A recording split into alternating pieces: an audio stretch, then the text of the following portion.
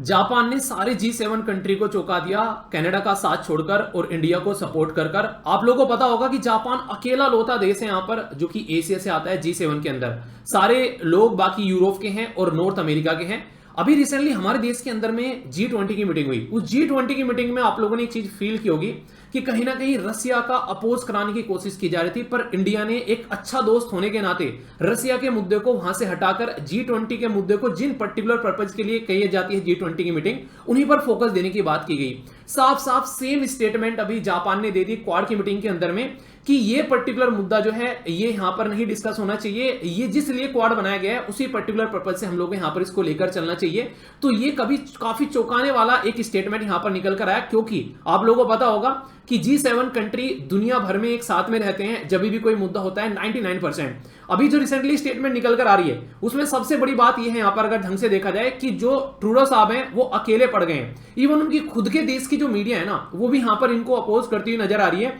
कि रियलिटी में यार तुम कर क्या रहे हो। ये तो देखो, एक ऐसा देश जिसके साथ में इतने बेहतरीन रिलेशन इतने लंबे समय से चले हुए आ रहे हैं, जिनकी लगभग आप लोग बोल सकते हैं कि 1.4 to 5 मिलियन पॉपुलेशन हमारे देश के अंदर में है। यहां से लगभग 2 से 2.5 लाख के करीब स्टूडेंट हमारे देश के अंदर में पढ़ रहे हैं, और दुनिया जिस देश का लोहा मान रही है तुम उस देश के साथ में पंगा लेने पर तुले हो। तो यहां पर अभी इनका साथ छोड़ता हुआ इटली भी बेसिकली आप लोगों को नजर आ रहा है, क्योंकि उसने भी कोई सटीक स्टेटमेंट दी नहीं है। इंटरेस्टिंग चीज देखने वाली यहां पर यह है कि अभी रिसेंटली जापान के अंदर में G7 की मीटिंग हुई थी और वो चेयर है फिलहाल के टाइम पर, और नेक्स्ट मीटिंग जो होने वाली है वो होने वाली है इटली के अंदर में। तो जापान और इटली एक दूसरे को यहां पर कहीं ना कहीं समझने की कोशिश करेंगे कि जब जापान ने कुछ नहीं बोला चेयर होते हुए यहां पर इंडिया के खिलाफ में, और कनाडा ने पूरी कोशिश की कि यहां पर कहीं ना कहीं ये सारी कंट्री साथ में आए और इंडिया के खिलाफ बोले यहां पर लेकिन इंडिया की पोजीशन आज की डेट में ऐसी है कि उसको नकारा नहीं जा सकता दोस्तों।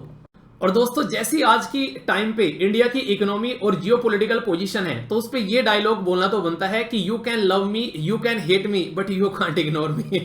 यानी कि तुम मुझे प्यार कर सकते हो और तुम मुझसे नफरत कर सकते हो, पर तुम ये नहीं बोल सकते कि मैं नहीं हूं। और यही बात अभी आप लोगों को देखने को मिली। दुनिया भर के लीडर की जो स्टेटमेंट निकल कर आई, उन्होंने साफ साफ बिल्कुल, उन्हें कहते कि एकदम जो बिल्कुल प्योर तरीके से बोलने वाली बात होती है कि हाँ कनाडा के साथ में खड़े हो गए। मतलब तकड़े से तगड़ा, लंगोटिया से लंगोटिया यार भी कनाडा का जो है आज की डेट में वो भी यहां पर इनके साथ में खड़ा नहीं है, इंडिया की इस पोजीशन को ध्यान में रखते हुए। आप लोगों को पता होगा मैंने आप लोगों से हिंदू के अंदर में मॉर्निंग में ही आर्टिकल डिस्कस किया था, जिसमें काफी तसल्ली में इंडिया और कनाडा के रिलेशन को यहां पर एक्सप्लेन किया था। और सुहासिनी हैदर जो कि बहुत इंपॉर्टेंट राइटर है द हिंदू न्यूज़पेपर की, उन्होंने बहुत ही तसल्ली में इसको एक्सप्लेन करते हुए यह बताया था कि जैसी सिचुएशन अभी कनाडा और इंडिया के रिलेशन में यहां पर क्रिएट हो गई है, कहीं ना कहीं ये कनाडा के लिए ही प्रॉब्लम क्रिएट करने वाली है आने वाले टाइम पे, क्योंकि कनाडा का ह्यूज इन्वेस्टमेंट है इंडिया के अंदर में, और यहां से निकाल कर जाएगा तो उतना अच्छा रिटर्न उसको कहीं मिलने वाला है नहीं है। और दूसरा, कनाडा के अंदर की जो आज की डेट में सिचुएशन है उसमें खुद की जो उनकी मीडिया है, उनकी खुद के अपोजिशन के जो लोग हैं,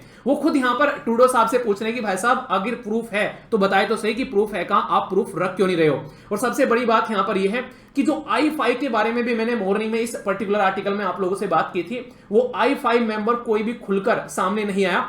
जो यहां पर, अगर इससे पहले आप लोगों ने देखा होगा जब यूके और रशिया की बात आई थी पर्टिकुलर एक मुद्दे को लेकर, तो साफ साफ रशिया के जो जितने भी एम्बेसडर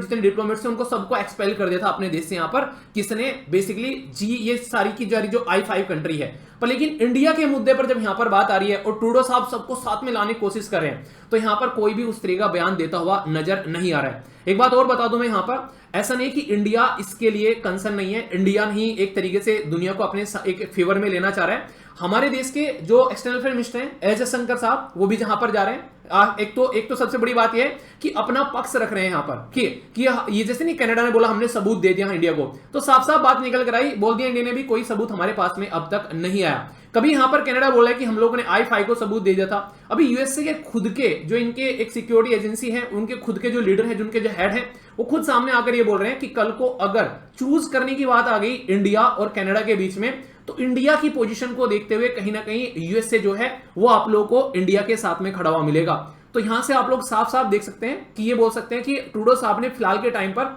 एक छोटे से मुद्दे को इतना बड़ा मुद्दा बनाकर और दो इतनी बड़ी एक तरीके से बोल सकते हैं कि दुनिया की इकोनॉमी को एक दूसरे के आमने सामने रखकर और दुनिया को जो इर्द गिर्द घुमाया है यहां पर, इसके चलते इनकी सत्ता इनके हाथ से जा सकती है। क्योंकि जैसी ग्राउंड लेवल पर पोजीशन अभी देखने को मिल रही है, ये अपने ही देश में भी आप लोगों को इनकी सपोर्ट ढंग से नजर नहीं आएगी अगर ढंग से ग्राउंड लेवल की रिपोर्ट देखी जाएगी तो।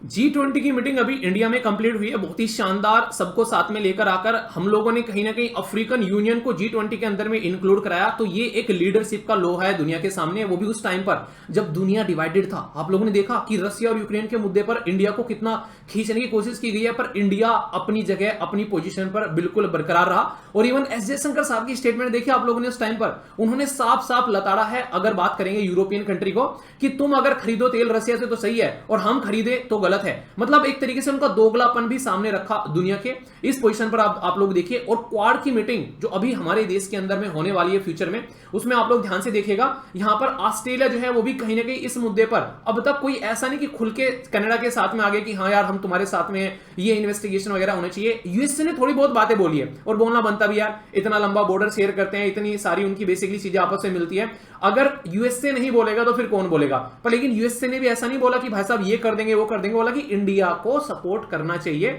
और कनाडा के साथ मिलकर दोनों को रिलेशन अपने नॉर्मल करने चाहिए। ये तो कोई भी इंसान नॉर्मली बोलेगा, इसमें कोई ऐसी बात नहीं है कि हाँ हम लोग कनाडा के साथ में खड़े हैं, हम लोग इंडिया के साथ में नहीं है, चलो कनाडा आगे चलो हम तुम्हारे साथ में है। ऐसा कुछ नहीं निकल कर है यहां पर, और ऐसा बोलने की कोई पोजीशन में है भी नहीं, क्योंकि इंडिया के साथ में यहां पर इस टाइम पर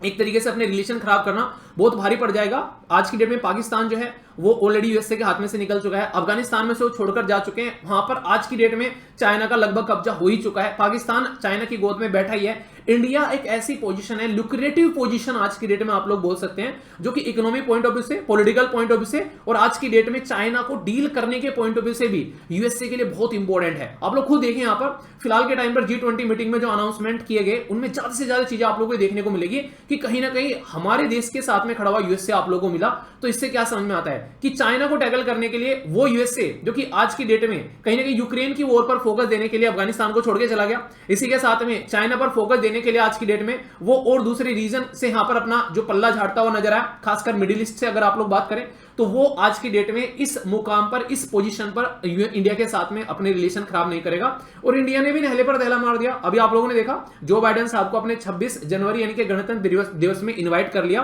और ये काफी इंटरेस्टिंग मोमेंट भी है, क्योंकि वो मना भी नहीं कर सकते। देखो मना करते हैं नहीं करते हो तो एक अलग बात है, अगर कोई पोजीशन ज्यादा ही खराब होगी तो मना करेगा बंदा, क्यों? क्योंकि 2024 में इलेक्शन है यूएसए के अंदर भी, और वहां भी इंडियन कम्युनिटी है, उनका सपोर्ट चाहिएगा उनको, तो ये भी एक तरीके से नहले पर दहला है। तो देखने वाली बात यह है, अब तक हमारी पोजीशन जो है वो काफी स्ट्रॉन्ग आप लोग बोल सकते हो, और ट्रूडो साहब जो हैं वो फिलहाल के टाइम पर बहुत ही गलत पोजीशन पर खड़े हैं। अब एक तो यह कि बोल दे दुनिया के सामने कि हाँ ठीक है यार रिलेशन को नॉर्मल करते हैं, जो हो गया, पर लेकिन यहां से इनकी खुद की इतनी बड़ी बेइज्जती हो जानी है, तो यहां से कैसे नॉर्मल होंगे रिलेशन, वो देखना काफी इंटरेस्टिंग होता। तो बाकी जो भी डिस्कशन होगा न्यूज़पेपर में आर्टिकल आएंगे द हिंदू के अंदर, उनके आगे अच्छे से डिस्कस करेंगे, तब तक एंजॉय कीजिए। बाकी इस पर्टिकुलर मुद्दे पर आप लोगों की क्या राय है, आप लोग जरूर बताइए। G20 की नेक्स्ट मीटिंग कहां पर होने वाली है, ये क्वेश्चन का आंसर आप लोगों को देना है, देखता हूं कौन सही आंसर देता है।